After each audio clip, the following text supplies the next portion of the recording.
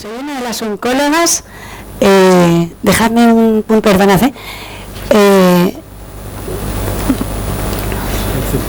de las oncólogas del hospital de Basurto. Yo habitualmente trato cáncer de mama y tumores cerebrales. Me vais a perdonar, lo primero agradeceros a todos vuestra asistencia. Es mi primera reunión con asociaciones de pacientes, o sea que estoy encantada. Y agradecer sobre todo a las patrocinadores y la organización, que es estupenda. Quería haceros un pequeñito comentario, un poco de acuerdo a lo que ha hablado la doctora Rivera, de cómo está cambiando el sistema nacional.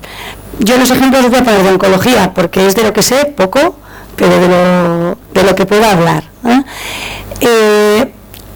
Está cambiando, yo desde el punto de vista mío, lento, pero de forma segura. El perfil de nuestros pacientes ha cambiado. Y nosotros hoy, que esto no es casualidad, no es que lo he hecho a posta, ha empezado una consulta en el ambulatorio de Abenza, dentro del proyecto Silva, de largos supervivientes con cáncer. Esto era algo impensable. O sea, hace años nadie pensaba ni llevar pacientes sanos y muchísimo menos pacientes curados, ¿no? O sea, esos pacientes son personas curadas de un cáncer, que han pasado un cáncer y que lógicamente se convierten en pacientes crónicos, sobre todo por el tema de secuelas, ¿no? Un poquito lo que comentaba Begoña, ¿no? Nuestros pacientes se curan, pero tienen una serie de necesidades a lo largo de los años que ya no dependen del oncólogo, o no dependen del que les ha tratado el cáncer. Sí depende, solo que no lo llevamos nosotros, ¿no?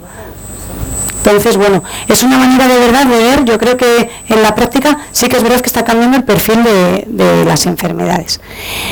El tema que voy a revisar yo, ya sin más, pues que voy a mandar el micro, pues yo encantada.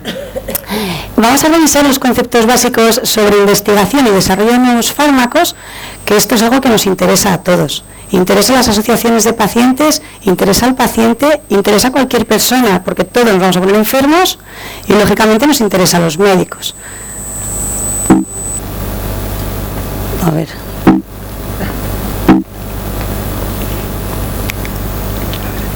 No. Ahora sí. La charrita la he estructurado en varias partes, un poquito por separar. Vamos a hacer una breve introducción a lo que es la investigación, lo que es investigación clínica, los tipos de ensayos clínicos que tenemos, muy poquito de legislación y aspectos éticos, porque es bastante complejo, y he hecho un título que se llama Realidad en investigación, que quizás sea más para luego debate que para la charla, y muy breves conclusiones. Si hablamos de investigación, tendremos que saber primero qué es una ciencia, ¿no? Porque la investigación, así, definirlo es complicado. ¿Y qué es la ciencia? La ciencia en general, no solo la medicina. La Real Academia de la Lengua lo define como un conjunto de conocimientos obtenidos mediante la observación y el razonamiento sistemáticamente estructurados y de los que se deducen principios y leyes generales, que uno lee esto y se queda igual, ¿no? ¿Qué características debe tener la ciencia para definir algo como ciencia? Pues la ciencia tiene que ser algo objetivo. O sea, no tiene que ser lo que a mí me parece ni por mis creencias, tiene que ser algo que podamos objetivar. Este investigador y yo. Tiene que emplear mediciones, porque cuanto más exactos seamos, más fácil va a ser luego extrapolar los resultados y más fácil va a ser compartirlos con el resto. No vale decir ni mucho, esto mejora poco, no, hay que conseguir medirlo. Lo que persigue la ciencia es conseguir una generalización, es describir observar el mundo que nos rodea, describir lo que pasa, intentar formular una ley general que sirva para todo el mundo. Tiene que corregirse a sí misma, lógicamente. Si yo hago un experimento y hago una ley, alguien tendrá que venir y cuestionármela, porque que yo tengo la verdad absoluta, no, seguramente no. Y tiene que ser sistemática. Uno no puede trabajar como le dé la gana, lógicamente. Uno puede ponerse a investigar como quiera. Uy, no. Lo apago, Ramón. Ya. No, es que esto... Va a ser este. Va a ser aquí. A ver. Bueno, estaba diciendo, tiene que ser trabajar de forma sistemática. Para eso está desarrollado lo que se llama método científico. O sea, seguimos unos pasos para conseguir investigar. Primero nos planteamos una idea, un obstáculo o un problema. Generaremos una hipótesis para solucionarlo. Haremos un razonamiento de por qué pueden pasar estas cosas teórico y luego haremos una observación, igual te tapo, una observación, una prueba o un experimento. Esto se hace en todos los campos, en la física, en la química, en la medicina, y se sigue siempre esta sistemática a la hora de cualquier experimentación. Dentro de la investigación científica, igual que la ciencia, tiene que tener unas características. Ya hemos dicho que tiene que ser sistemática y controlada, tiene que llevar el método científico, tiene que ser empírica. Lógicamente lo que hacemos es investigar fenómenos naturales, no cosas artificiales. Tiene que ser crítica, lo que os contaba antes, uno no tiene la ley universal de todo, entonces cuanto más estudias, menos sabes, más te cuestionas y más crítico debes ser. Entonces deberemos criticar todo lo que investigamos. Y tiene que ser un proceso continuo, no puede ser algo estático, no puede ser que uno investigue y nos quedemos aquí, sino que siempre lo que consigamos tendremos que intentar mejorarlo, para intentar llegar pues a una excelencia, ¿no? ¿Y por qué tenemos que investigar en general? No solo en medicina, pues para conocer el mundo que nos rodea, para satisfacer nuestra curiosidad, todos nos gusta saber por qué pasan las cosas, avanzar en la comprensión de todo el medio que nos rodea, desarrollar, mejorar y proteger lo que tenemos. Está claro que tenemos un mundo limitado, unos recursos limitados, tendremos que intentar mejorarlo, encontrar mejores formas para hacer las cosas y descubrir conocimientos y ponerlos en circulación para que el resto de la gente se beneficie de esos avances, ¿no? Y en general investigamos para mejorar la condición humana.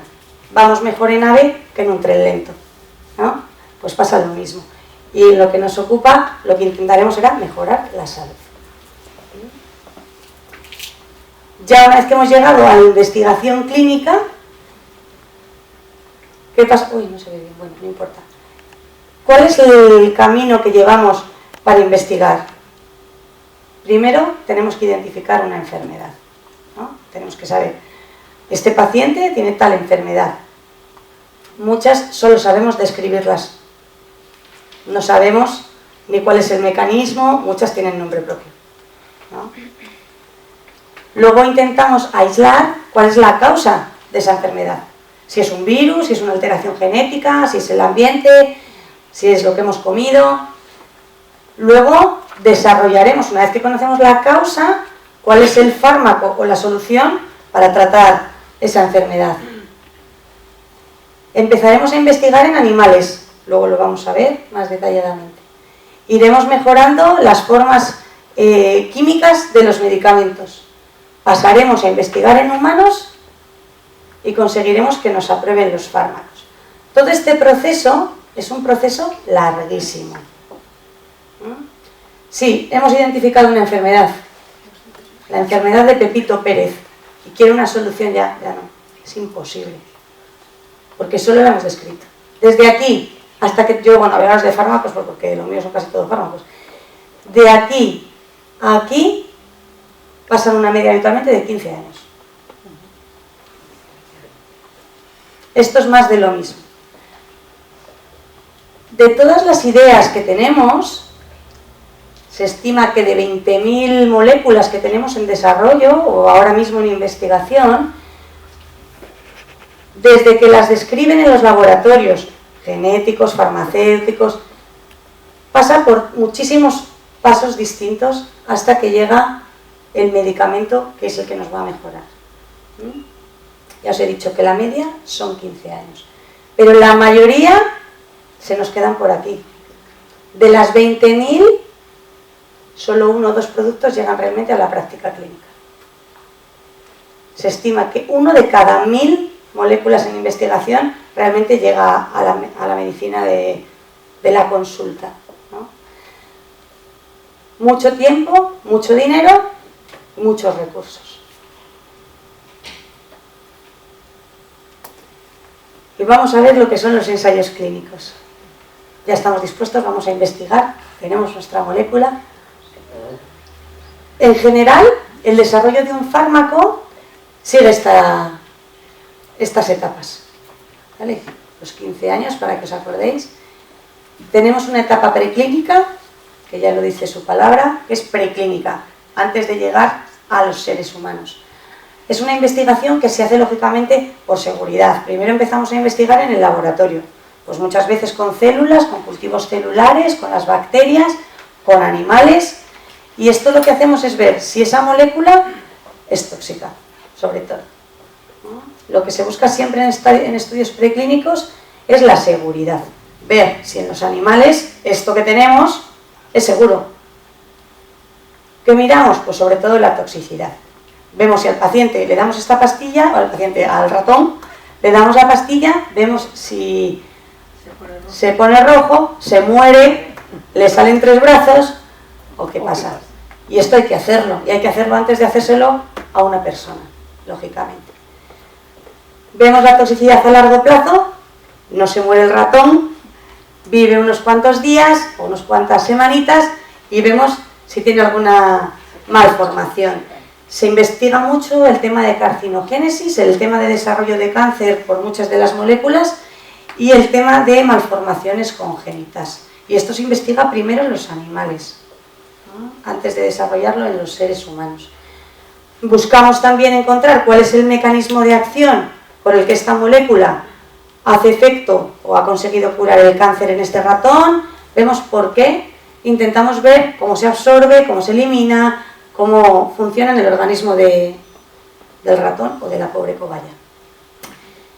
Una vez que tenemos esto, que hemos visto que tenemos un fármaco seguro, que en los ratones parece que tiene una tolerancia, digamos, aceptable, pasa un primer control por las autoridades sanitarias.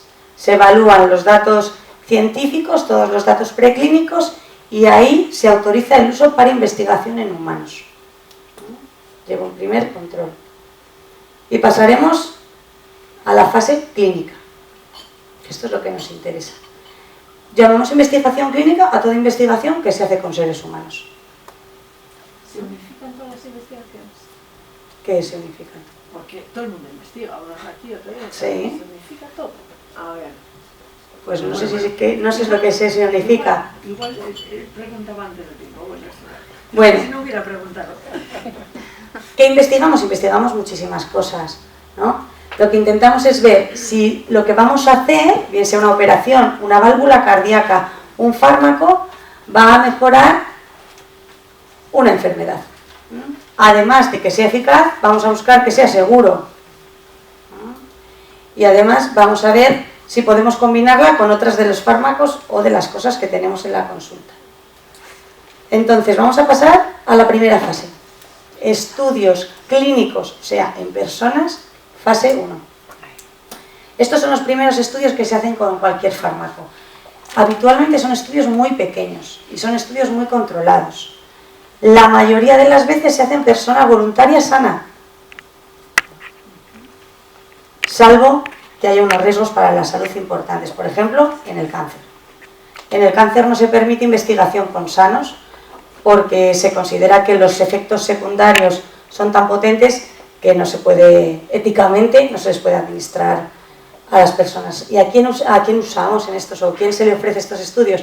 Pues pacientes en los que no hay un tratamiento activo. Pacientes que habitualmente ya han progresado a todos los tratamientos que disponemos, se les puede ofrecer participar en un estudio fase 1. Estos estudios fase 1 solamente buscan seguridad del fármaco. ¿Vale? Esto es muy importante. No sabemos si ese fármaco es eficaz. Buscamos seguridad y buscamos qué dosis es la que vamos a poder dar a la gente. Estos estudios se hacen en centros de referencia, no se hacen en cualquier hospital, se hacen en hospitales grandes y se suele hacer con el paciente o la persona sana ingresada. ¿Por qué? Pues porque hay que ir haciendo un control muy estricto de esa persona, porque no sabemos lo que puede pasar, ¿no? Entonces están muy controlados y son determinados equipos médicos los que hacen estos estudios fase 1. Además les miramos farmacocinética o farmacodinámica. A estos pacientes se les puede llegar a pinchar cada hora. Les vamos pinchando y vamos viendo cuánto fármaco tenemos, cuánto fármaco tenemos, cuánto fármaco tenemos. Se elimina por la orina. No, todo esto lo estudiamos. Y lo estudiamos en estos estudios. Fase 1. Hemos conseguido un fármaco que es eficaz, que es seguro, y lo que tenemos que mirar ahora es si es eficaz. Entonces pasamos a los estudios fase 2. Los estudios fase 2 son como un estudio piloto. Se coge unos cuantos pacientes y se prueba si ese fármaco que en fase 1 hemos visto que es seguro, es eficaz.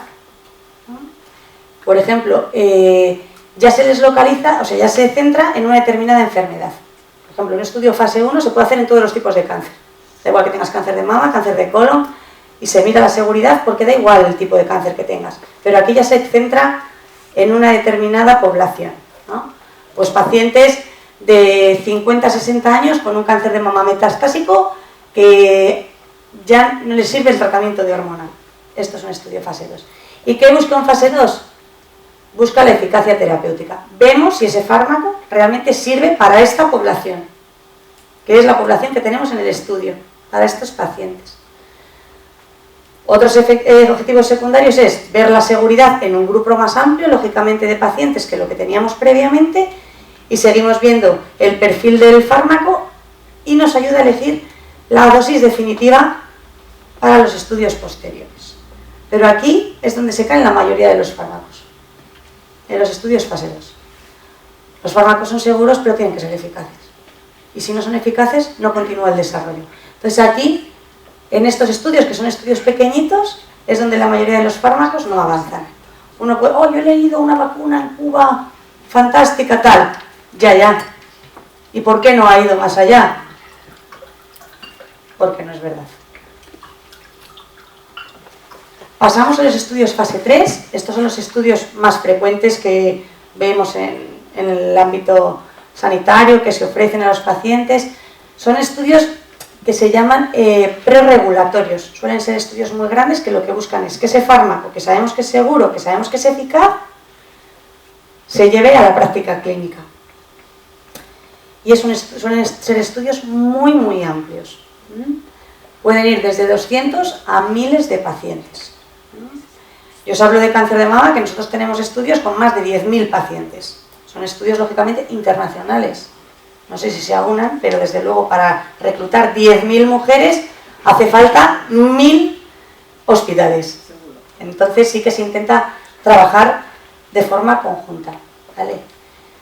Suelen ser estudios comparativos. ¿Por qué? Porque lo que buscamos en los estudios fase 3 es mejorar lo que tenemos. Y si no tenemos nada para una enfermedad, la rama control es un placebo, porque no hay nada eficaz.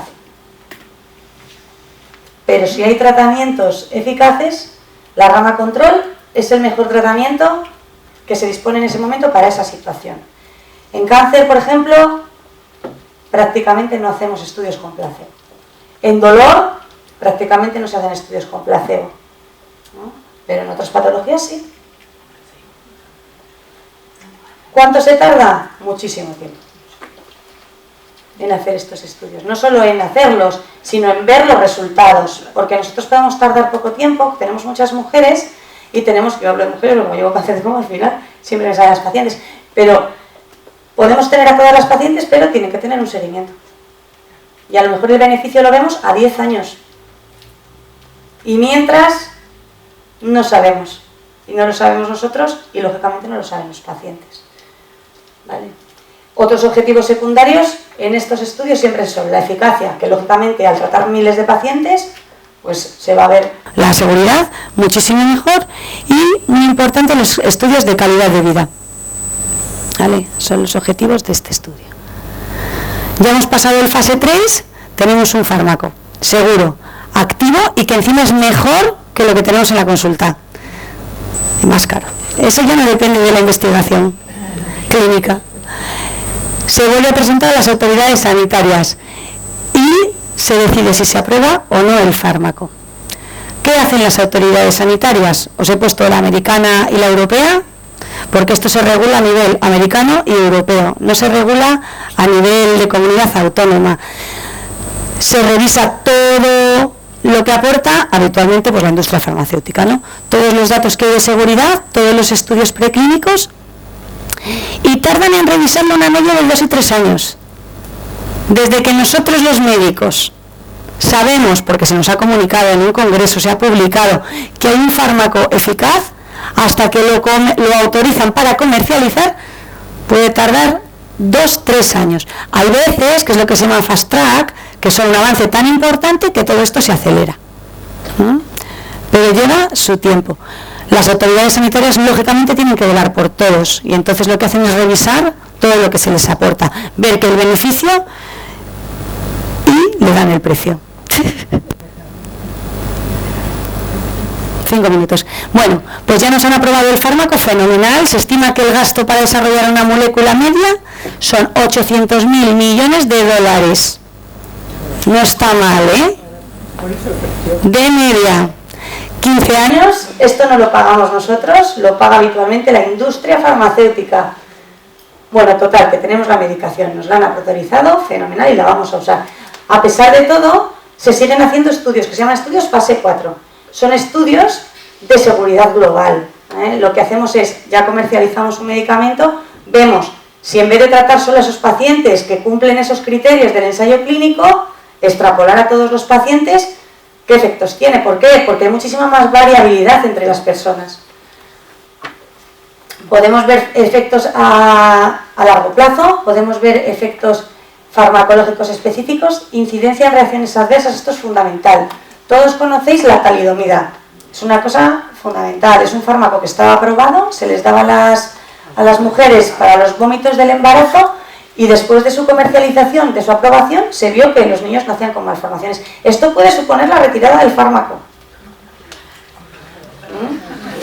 Porque lógicamente, pero había pasado todos los controles. Lo normal es que se retire. Bueno, no siempre, ¿eh? Ahí tenemos muchos biopsias y muchas cosas que todavía andan. Bueno, esto nos voy a decir mucha cosa. El tema de lo que es la legislación de ensayos clínicos está reguladísima. Esto tiene un control a nivel de legislación, lógicamente, y a nivel de todo, desde internacional, europeo y nacional. Y todo esto surgió desde los nazis. Todos conocéis que se investigaba en los campos de concentración y se hacían burradas. Pues ya se hizo un consenso internacional para regular cómo había que investigar en humanos, ¿no? Que no uno puede llegar como Mengele y hacer lo que le diese la gana. Bueno, nosotros nos guiamos dentro de la investigación por las normas de buena práctica clínica. Esto es algo internacional, que se ha consensuado y que todo el mundo tendría que seguir. Aseguran sobre todo la protección y el derecho del paciente de la investigación. Esto es fundamental. Bueno, no os voy a decir nada de los principios, sobre todo porque hay que respetar 4 principios éticos en investigación. Uno es el principio de autonomía, el paciente puede o no participar, esto es algo totalmente libre. El principio de beneficencia, siempre hay que velar por el beneficio del paciente, por encima del bien de la sociedad. El principio de justicia, equidad, justicia para todos, y de no maleficencia. Esto es algo claro, nosotros no queremos empeorar al paciente, queremos mejorarlo. Y en cuanto a aspectos éticos, os digo estas 3 cositas nada más. Todos los ensayos clínicos tienen un consentimiento informado. Ya no es ético hacer un consentimiento oral. Nuestros ensayos en oncología tienen una media de 50 hojas de consentimiento informado. Que hay que leérsela, ¿eh? ¿Vale? Y que hay que dárselas, explicárselo, leérselo y resolver las dudas. Esto lleva tiempo, y esto lleva tiempo en la consulta, pero esto hay que hacerlo. Todos se autorizan por un comité externo de ética y de investigación clínica, nacional, Euskadi y hospitalario. Pasan varios filtros los ensayos, ¿vale? Y siempre se respeta, lógicamente, privacidad de los datos, anonimato de los pacientes. Las realidades de la investigación, pues casi esto es el debate. O sea que si queréis, yo me he permitido poneros un poco lo que me surge a mí en la consulta con las dudas que me plantean muchas veces los pacientes, cuando les planteas participar en un ensayo clínico. Ay, doctora Galvez, que yo me siento como un conejillo de indias. Bueno, uno se puede sentir como quiera. También te puedes sentir que eres un pionero. Entonces, los ensayos clínicos, habitualmente, fases 2 y fase 3, son ensayos de eficacia. Y muchas veces no tenemos nada que perder. Porque en los fase 3, que los vamos a comparar con el tratamiento mejor que tenemos, ya sabemos de los estudios previos que al menos va a ser igual. Puede ser más tóxico, ¿eh? Eso sí que no se lo puede nadie asegurar. ¿Tú te sientes conejillo de indias? Bueno, pues a lo mejor es verdad. Yo no puedo decir que no se sienta conejillo de indias. Es un concepto un poco difícil de definir. Y de combatir. Los ensayos clínicos no son seguros. Pues bueno, es una experimentación. Seguro, seguro, tampoco lo es una hipoteca, ¿no? Quiero decir que es que seguro a día de hoy hay pocas cosas. Pongo en riesgo mi salud. Esto yo creo que es un error. ¿Eh? ¿Por qué? Porque tu salud ya está mal. Entonces lo que necesitamos es mejorar. Sí que es verdad que puede que no te sirva a ti, pero que puede que sirva a futuros, ¿no? Muchos de los pacientes que yo trato se han beneficiado de los estudios.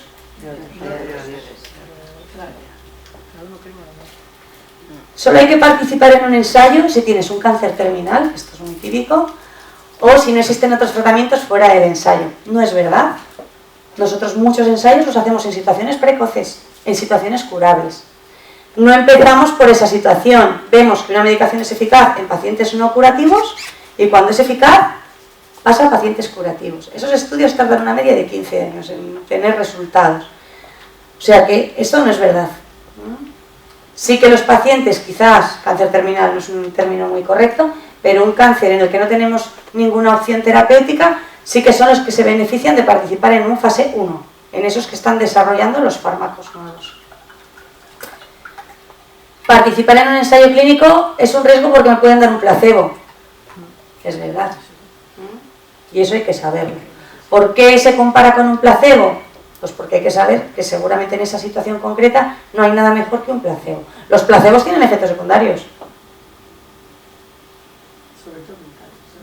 Bueno, tienen efectos secundarios. Algo lleva, de excipientes y así digo yo.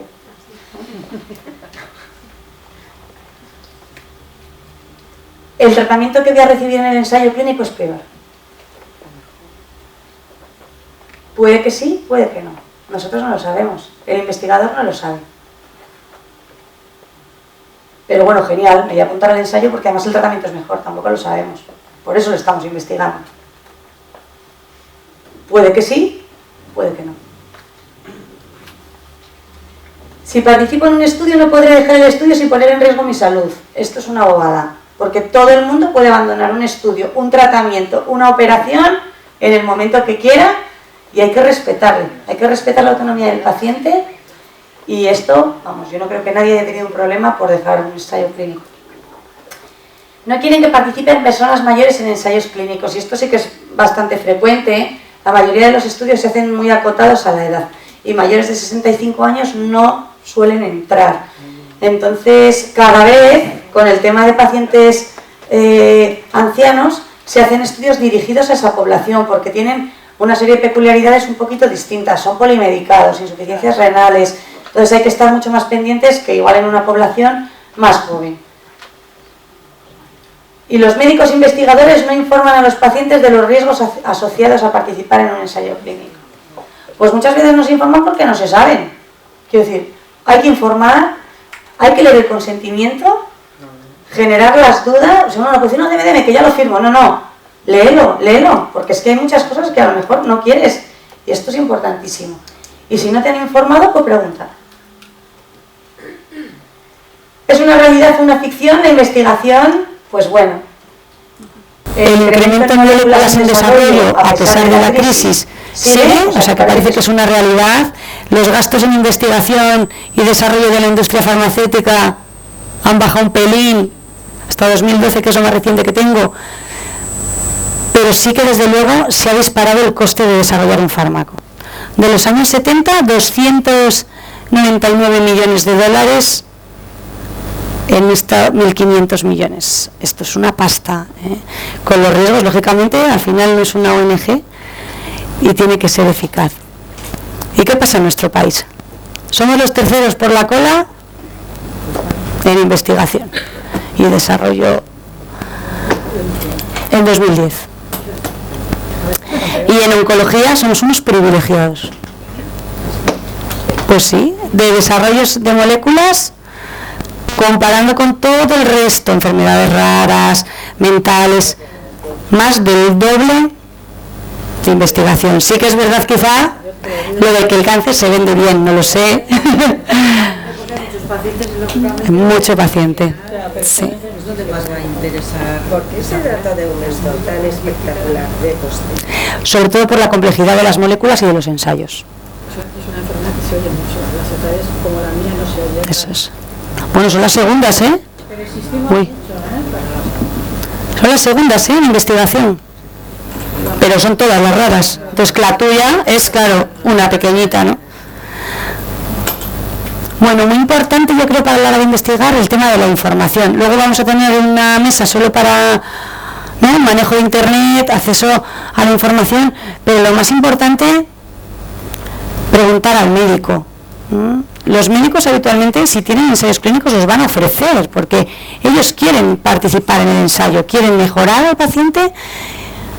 Es curioso que esos fármacos muchas veces no cuestan dinero al hospital, abaratamos coste, y al paciente le vamos a beneficiar, ¿no?, dentro de todo lo que valoramos. Las asociaciones de pacientes deberían saber qué ensayos hay. Eso es muy importante. Yo os he puesto un poquito las sociedades científicas más importantes en oncología, la Nacional, Cáncer de Mama, Investigación. Todas estas páginas son páginas web donde vienen todo.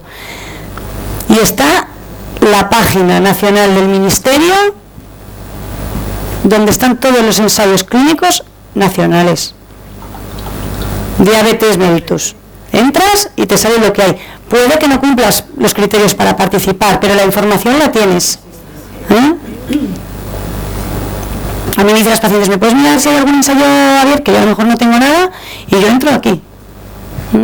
Puede que lo haya, puede que no. Y la conclusión muy rápida. ¿Y en esos ensayos tú puedes decir que te interesa? Entras en la página. En la página te dice cómo está el estudio, si está abierto, cerrado o pendiente de empezar. Y entonces te refiere qué centros lo tienen.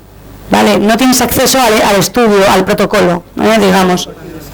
Pero sabes con quién puedes ir a hablar. Oye, estoy interesada en participar en este estudio que se está haciendo. Y luego tiene una serie de criterios, pero es una manera de acceder. Sí, sí. Aquí están todos, independientemente de la... Eso es, tiene que valorarte el médico y te dirá, oye, pues sí, no, puedes participar, no puedes participar.